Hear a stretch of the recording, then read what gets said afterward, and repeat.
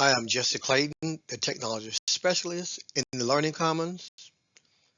I will be discussing how to download Office 365.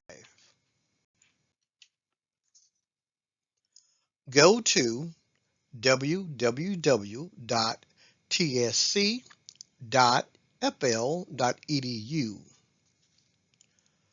Locate Resources in the top left-hand corner.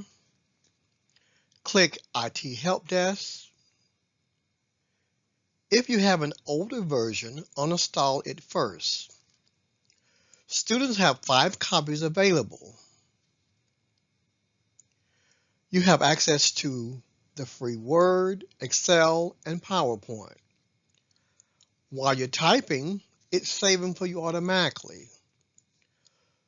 Scroll down to the bottom of the page, click Download Microsoft Office on your PC or Mac to install. Click on the first link.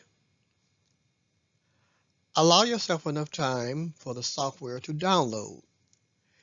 If you run into problems, please ask for help.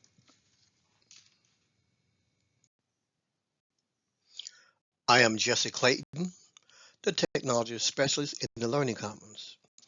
I will be discussing TSC Student Outlook email.